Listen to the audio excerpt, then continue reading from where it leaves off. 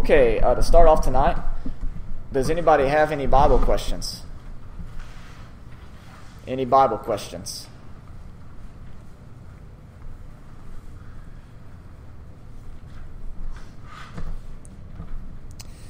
All right. If not, I was thinking about where to go next since we just finished up John 16. Thought about it. And I thought, we did spend one Sunday night in John 17 covering that passage about the glory of the Lord and about Jesus being not in the world and the disciples being not in the world. And I know that the events leading up to the cross of Christ are very, Matthew 26, Mark 14, Mark 14, Luke 22, and John 18 are all very similar. There's only a few minor differences in between those. And instead of looking at those four chapters, one on one day, the next one the next week, the next one the next week, and the next one the next week, I thought it would be beneficial for us to stay in John, since we're already there, go to John 18, and as we work through this text, maybe fill in additional details about some things that happen here. I know that y'all have already covered John chapter 13, which is an account of that upper room meeting between Jesus and his disciples. And so y'all have already been through that portion of Scripture about the Last Supper and the Passover and things like that. And so we're going to go to John 18 to go straight to the Garden of Gethsemane and Jesus' betrayal by Judas and his arrest and a few comments that he makes in front of Pilate and the Sanhedrin and some other folks. And so we're going to look at John 18, but we are going to sprinkle in some from the other Gospels as well as we go through this passage. So let's begin reading in John 18 in verse 1. When Jesus had spoken these words, that's the prayer that he uttered back in chapter 17. When Jesus had spoken these words, he went forth with his disciples over the ravine of Kidron, where there was a garden, in which he entered with his disciples. Now Judas also, who was betraying him, knew the place, for Jesus had often met there with his disciples. Judas then, having received the Roman cohort and officers from the chief priests and Pharisees, came there with lanterns and torches and weapons. In John chapter 18 and verse 4, the Scripture says, "So Jesus, knowing all the things that were coming upon him, went forth and said to them, 'Whom do you seek?'" So here's the picture. They're in the Garden of Gethsemane.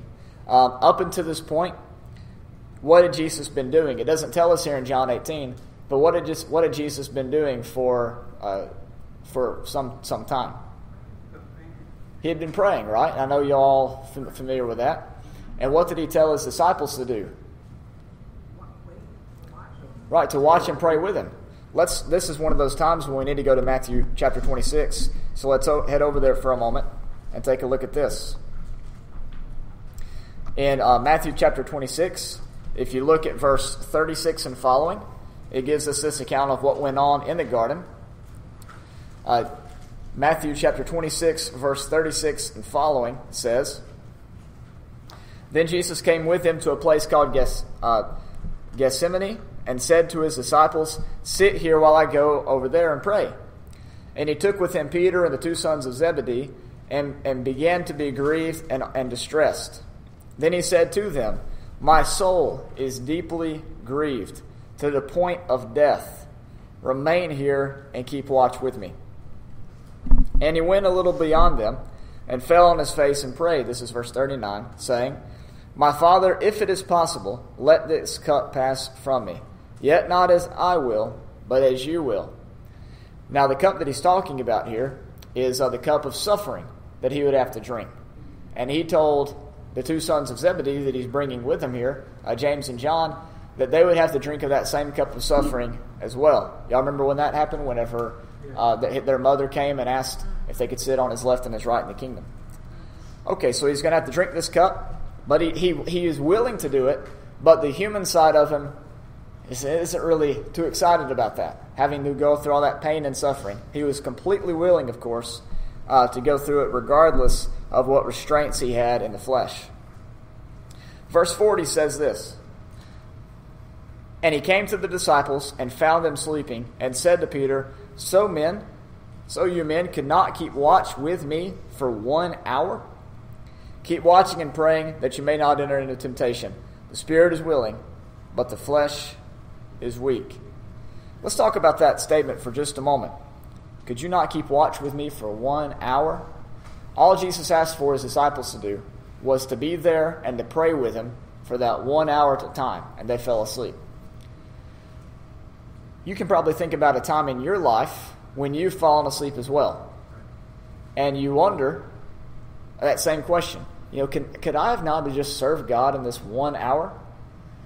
Are we even willing to put an hour into our Christianity outside of these walls? Do we even spend 1 hour, even out when we're not here on Sunday or Wednesday, in fellowship with God, trying to serve Him or pray to Him or read our Bibles or talk to somebody about Jesus? Peter and James and John fell asleep on the job, so to speak. And we need to be sure that we're always awake, willing to serve God at any hour of the day, at any time that it presents itself. Peter, James, and John weren't able to even watch for 1 hour. And most of us don't even make it that far before falling asleep spiritually. And so we need to be sure that we're always awake, participating in the work of the kingdom. Okay. What happens if you go on down here in the text? He prays the same prayer again in verse 42.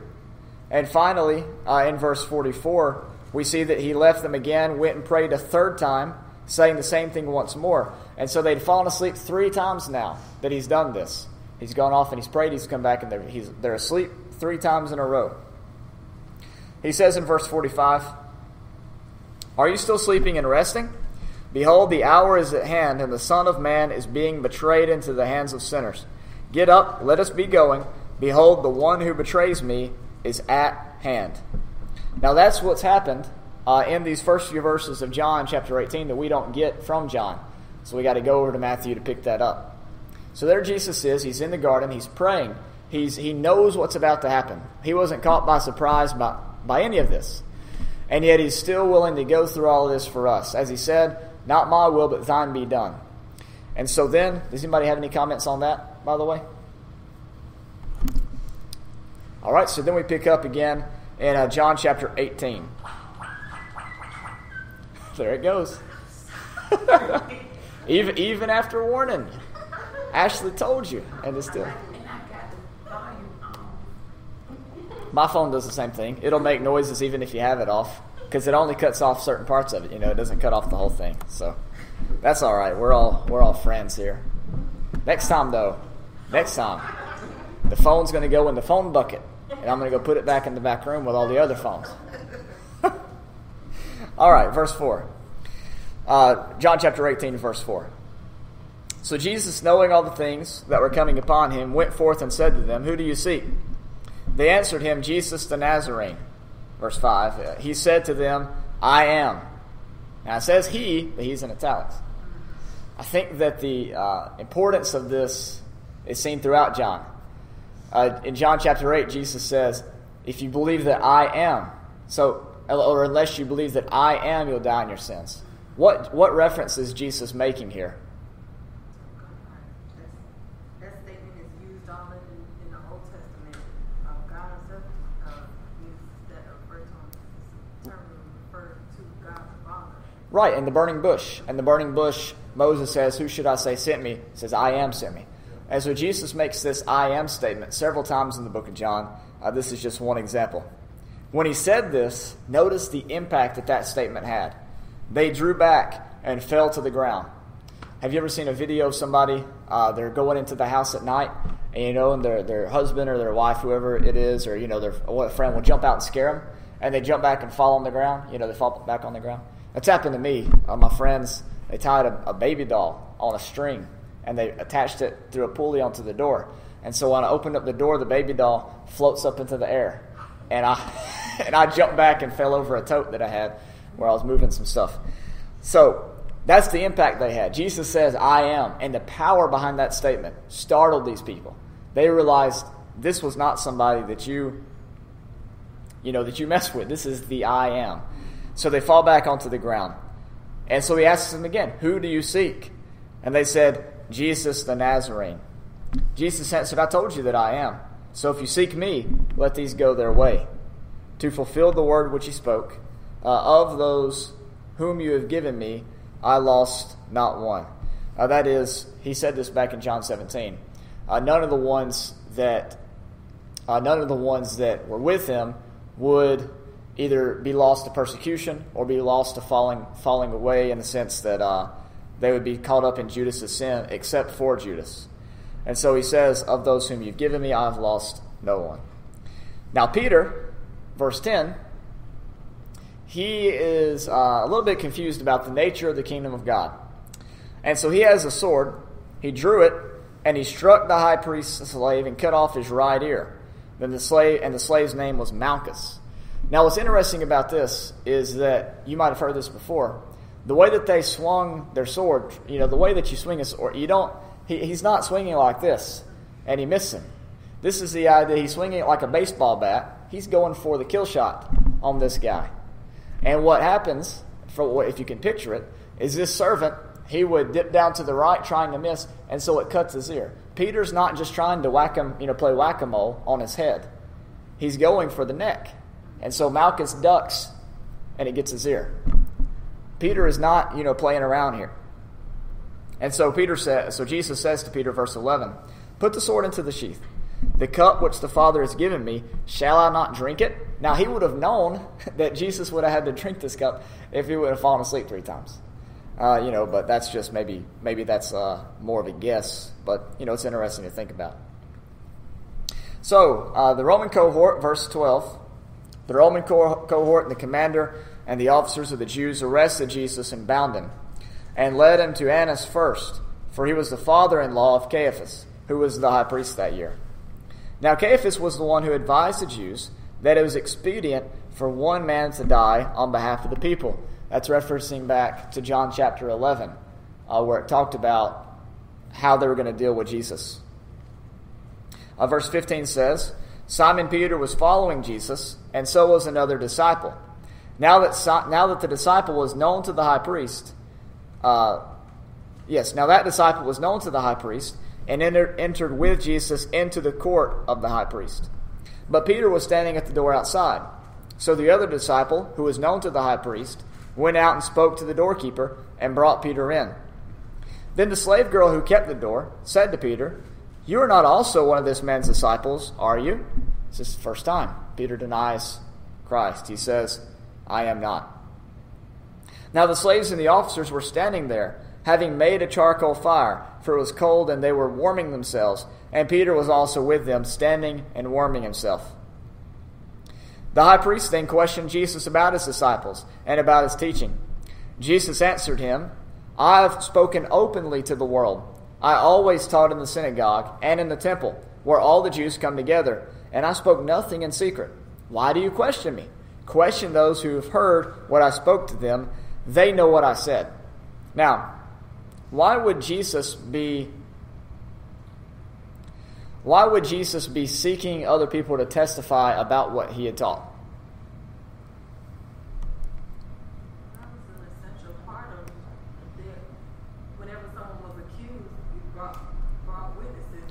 So who better to testify to what he taught than those he taught?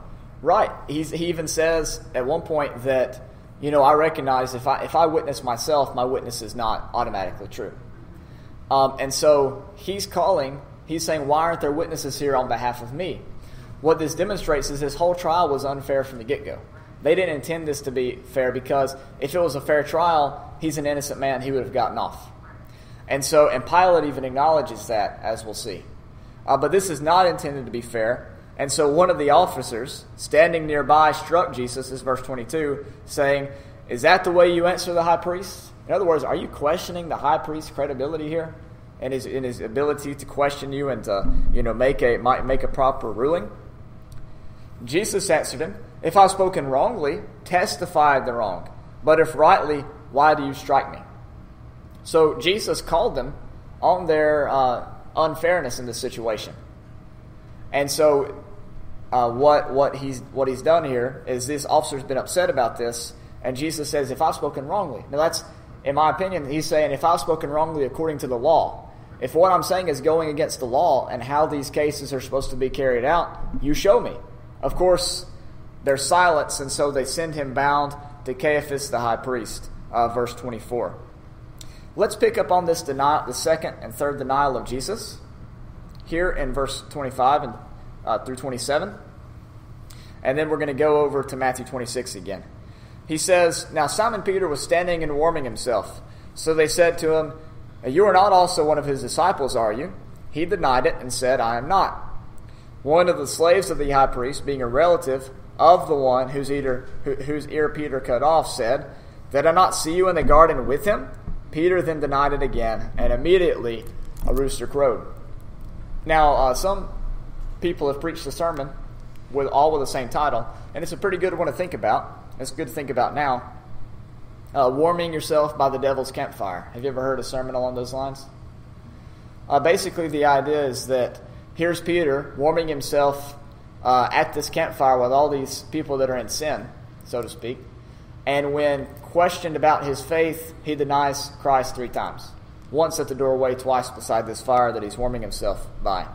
And so the idea is, a campfire is alluring, especially when you're cold. But what would you do in Peter's situation? Are you going to warm yourself by the devil's campfire, like he did, so to speak? Just in the figurative sense of who do you associate with? Who is your who do you cave into? Are you going to allow the love of God to constrain you to follow Christ, or are you going to allow your wanting to be in with the world to cause you to deny your own faith? Peter chose to warm himself by the devil's campfire, so to speak, and because of that, he ended up denying Christ 3 times. Let's go to Matthew 26. While you're flipping over there to Matthew chapter 26, we often think about, wow, how could Peter deny the Lord 3 times? Well, I'm here to tell you, all of us have probably denied him way more than 3 at some point in our life, whether it be through action or word, most likely action. But because most of us have probably not been in a situation quite like Peter, but still, it's an interesting thought to think about. Okay, Matthew 26, let's start reading in verse 57. Those who had seized Jesus led him away to Caiaphas, the high priest, where the scribes and the elders were gathered together. But Peter was following him at a distance as far as the courtyard of the high priest, and entered in and sat down with the officers to see the outcome. Now the chief priests and the whole council kept trying to obtain false testimony against Jesus, so that they might put him to death.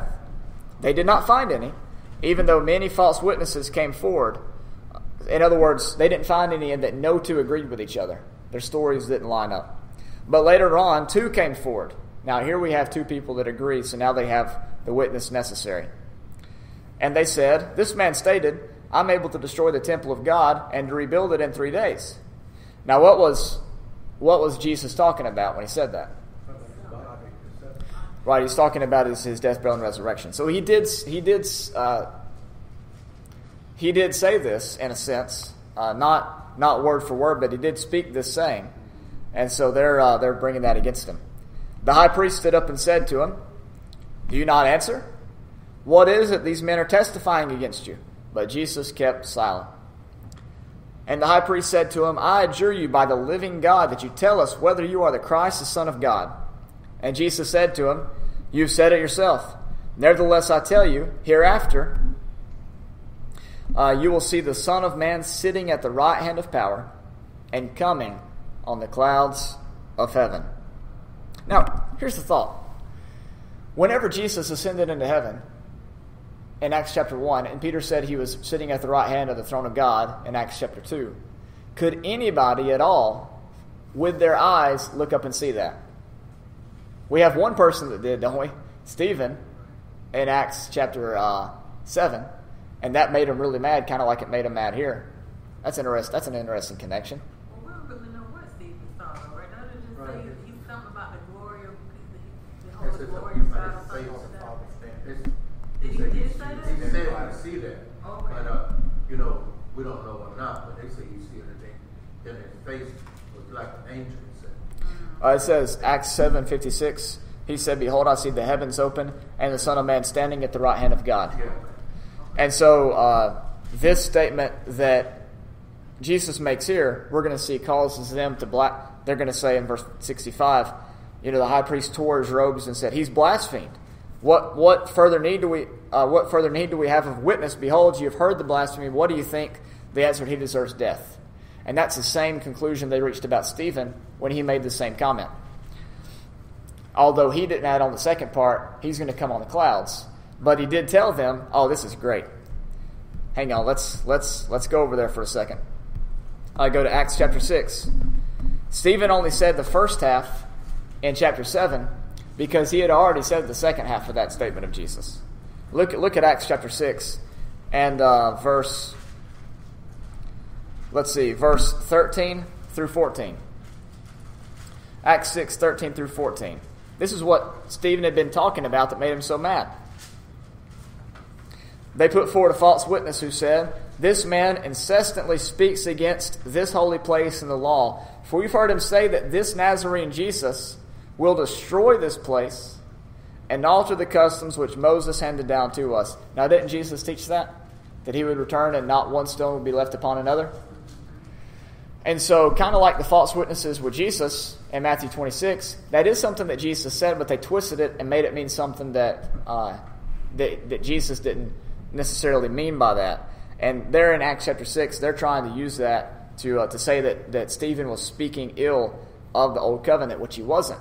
What he was saying went on in line with the Old Covenant. So here you have two sayings of Stephen. Jesus is going to come destroy this place. And then Acts chapter 7, I see him standing at the right hand of God. What is said by Jesus in Matthew 26 is equivalent to that. Verse 64. You're going to see the Son of Man sitting at the right hand of power and coming on the clouds of heaven. Now, what's interesting about that first part is nobody would physically see Jesus sitting at the right hand of God unless they were given some sort of special vision like Stephen was in Acts 7. In like manner, nobody would see with their eyes Jesus coming on the clouds. Both of these are more figurative ideas. You see that? They would not see Jesus sitting at the right hand of God on the day of Pentecost. They would see it through the teaching of Peter. And in the same way, they would not see Jesus coming in the clouds. They would see it through the events associated with his coming on the clouds. Okay? Now, these two comments by Jesus, the sitting at the right hand of power and the coming on the clouds, come from two different Old Testament texts. We're not going to go there and study all of them, but it's good to know that they do. Do you know what two Old Testament texts they come from? When it says Jesus sitting at the right hand of the Son of Man sitting at the right hand of power, that comes from Psalm 110 and verse 1. If you want to put that out there for future reference. Psalm 110 verse 1. This second saying of Jesus, coming on the clouds of heaven, that comes from an Old Testament passage as well. Daniel 7:13 and 14. Daniel 7:13 and 14 is referenced a lot of times in the New Testament. Most notably, that what you're familiar with probably, is Matthew 24 and verse 30. You'll see the Son of Man coming on the clouds of heaven with power and great glory. Matthew 24 verse 30. It also says that in 1 Thessalonians 4, 13 through 18. That idea is presented there as well. And finally, Revelation chapter 1 and verse 7 also talks about Jesus coming on the clouds. All of those are references back to Daniel 7:13. Okay, let's get back to John chapter 18 now that we have this sort of inside information.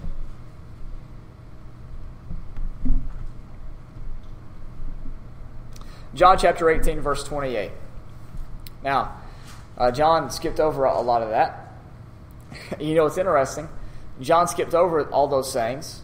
He also skips over the Matthew 24, 25, what we call the Olivet Discourse, what's listed in Mark 13, Luke 21. Why do you reckon that John leaves out what they included in Matthew 24 and 25, Mark 13, and Luke 21? Why do you reckon he left that out? Because of the order you have to write. Well, that could be. It could also be he wrote a whole book about it. I think all of them wrote from the standpoint of the way they, and in a sense, seen him. You know, all of them had a different style that they wrote by. You know, Sure. Someone think of him as a king, someone think of him as God. But all four of them had different viewpoints on him. And Luke most wrote about healing and stuff like that. You know, so I can't explain exactly the way it was, but Right. each one wrote it in different areas. You know, one talk about him being the Son of Man, one talk about him being the Son of God, you know, and all these different things. You know, that's what they had in mind in the system. Right, and so so their different style plays into it. I would suggest the reason why John did not think it necessary to include what was included already in Matthew 24, 25, Mark 13, Luke 21 is because the book of Revelation is all about that same subject matter. And so, we could even say that the book of Revelation is John's Olivet Discourse. It's John's version of Matthew 24, 25, Mark 13, Luke 21. Obviously, it's not what Jesus said to them, but it's closely paralleled in almost every way. And then, number one, we got to remember it was guided in a sense by the Holy Spirit. You know, what Right. now. Yep, that's right. Okay, so they led Jesus from Caiaphas to the praetorium, and it was early, and they themselves did not enter into the praetorium, so that they would not be defiled, but might eat the Passover. Okay, hang on just a second. We got to get the board up here.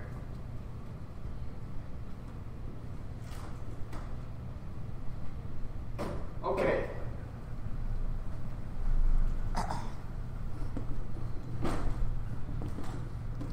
Let me get a marker real quick.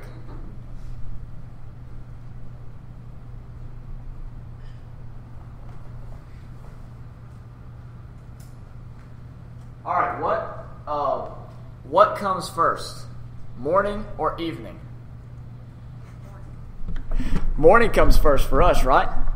What about for a Jew? What about for Hebrew? Evening for a Hebrew. Evening comes first. I'm going to draw this out for you. You like the time? I'm going to do my best to draw this right. See, 1, 2, 3, 4, 5, 6, 7. It's going to be some skinny days, but that's okay. All right. E is for evening. M is for morning. Right. So you go Sunday, Monday, Tuesday, Wednesday, Thursday, Friday, Saturday. Now, when have you always heard that Jesus was crucified? What day of the week? He was on Friday. Good Friday, right? Right. All right, now Jesus said he's going to be in the tomb for how long? 3 days. 3 days and 3 nights. 3 nights. Friday won't cut it for that. Right. All right, so let me show you this, okay? It goes Sunday evening, 6 o'clock. Then Sunday morning starts at 6 a.m., 6 p.m. to 6 a.m., okay? So Jesus is with his disciples. This is the 14th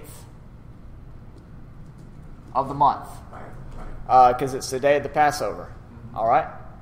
Now, he met with his disciples. The Garden of Gethsemane is here. Then his cross starts that next morning, which is still Thursday. And then you have, so that's day 1, that he's in Hades. Day 2, what's am I doing here? Did I do it right? Yeah, day 3. And then you have night 1. Let's see.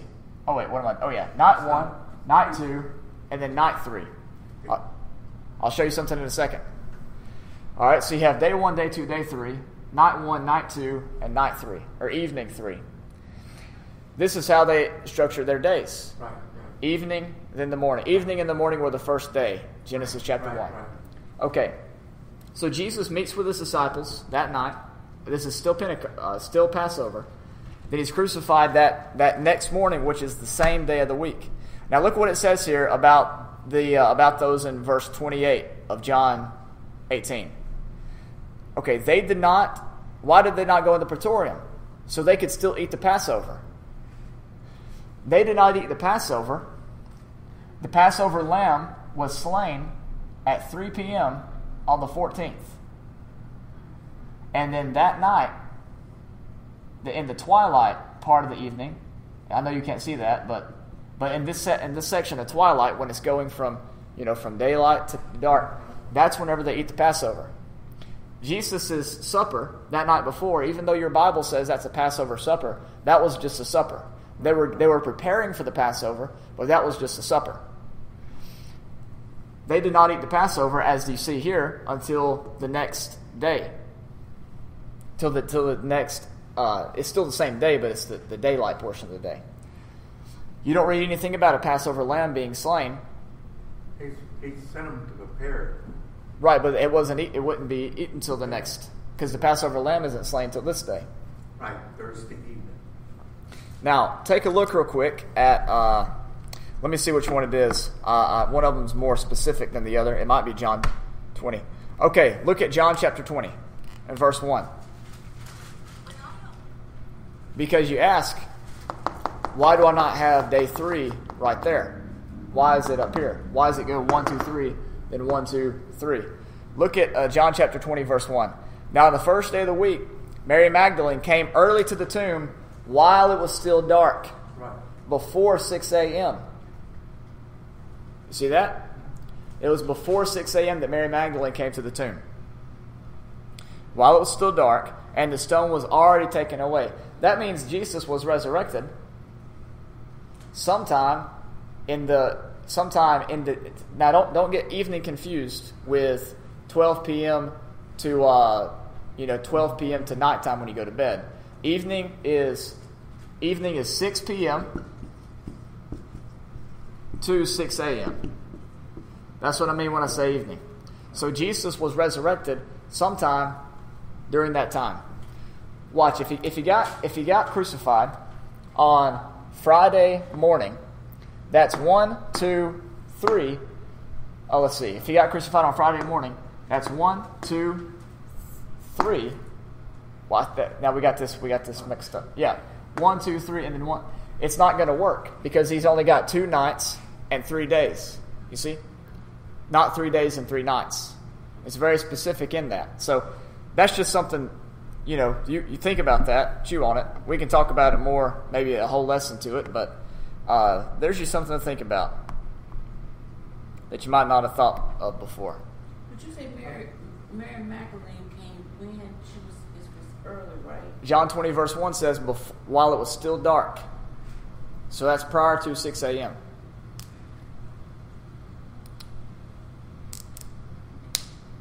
Prior to the morning of Sunday.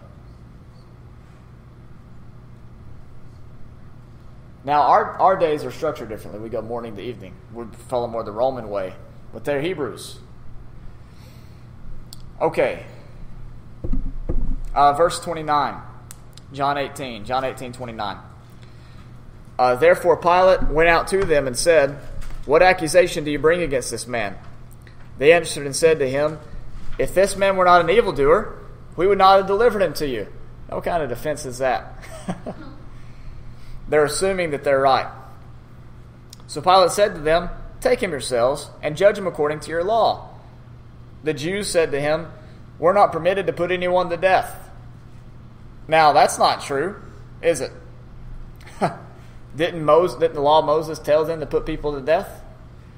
But they're not permitted to put people to death under the Roman rule. Right. So they're telling him, we want to put him to death. We're not just trying to, punish him. We want this man gone. Now they did this, he says in verse 32, to fulfill the word of Jesus which he spoke, signifying by what kind of death he was about to die. That is, to be lifted up, as he says in John 3, the death on the cross.